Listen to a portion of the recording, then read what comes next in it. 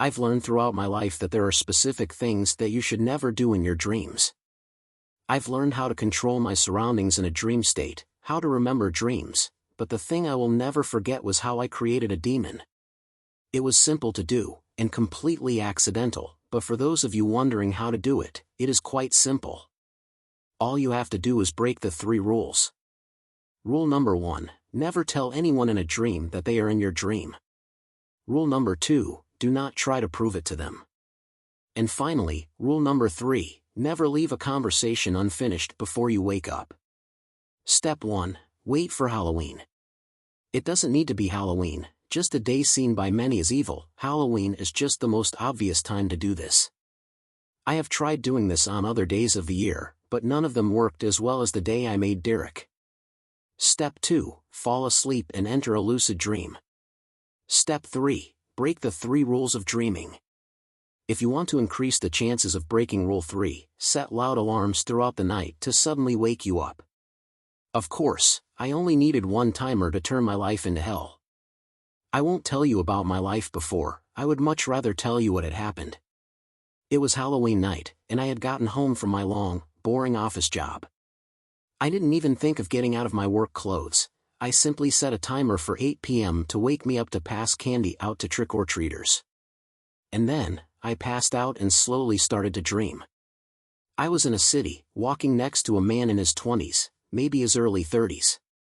He had black buzzcut hair, and squinty eyes that were covered by thick-rimmed glasses.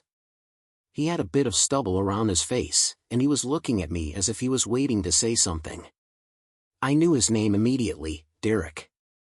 Stressed and bored, I decided to mess around with the man. "You know this is a dream, right?" I asked Derek. He looked at me, confused. "What?" I responded, looking at the confusion in his face. "This is a dream. This is my dream." Derek looked shocked, but skeptical. "Prove it," he said, and then the chaos ensued. I ripped off my thumb only for it to pop back onto my hand. I turned sewer grates into paper, and grabbed cars off the road while they were driving, holding them up to Derek like they were little toys. Derek just stared, eyes widened. What the F? He never finished. Instead, my alarm blared, waking me up in a second. But for whatever reason, I could only think about Derek. It almost felt like he was watching me, seeing through my eyes, gripping onto my mind. It was weird, unnatural, but it felt normal at the moment, if not a little weird. Over the next year, I kept seeing Derek everywhere I go. I saw him in the crowds when I slept, staring at me. I saw him walking by on the street, I could see his face, grinning, in my mind. It was only until the next Halloween when he approached me. I had gone to bed, passing out much faster than I usually did, and immediately sunk into the nightmare. I was in the city again, only everything was scorched, burning, or destroyed. Derek stood a few feet away, grinning.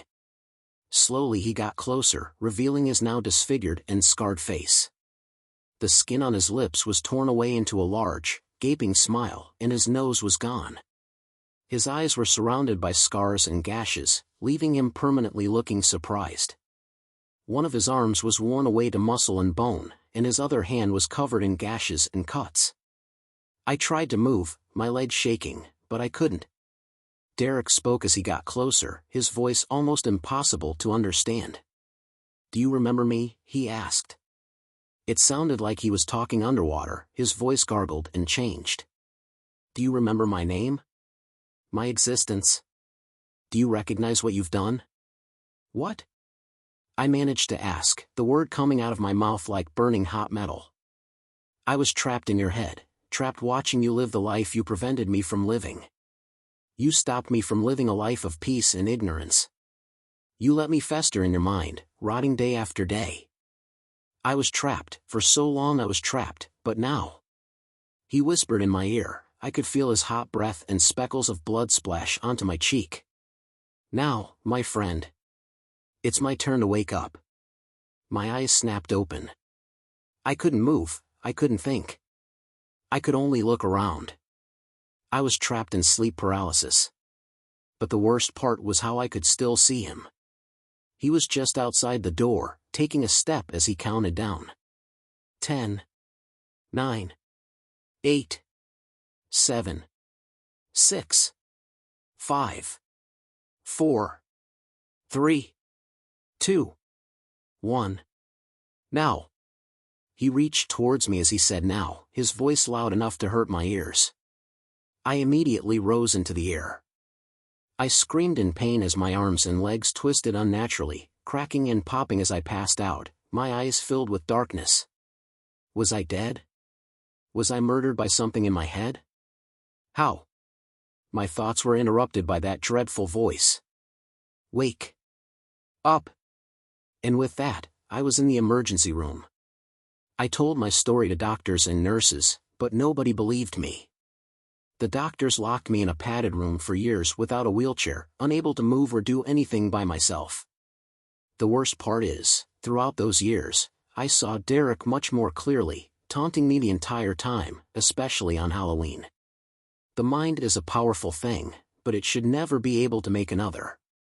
But remember, just because it shouldn't does not ever mean that it can't.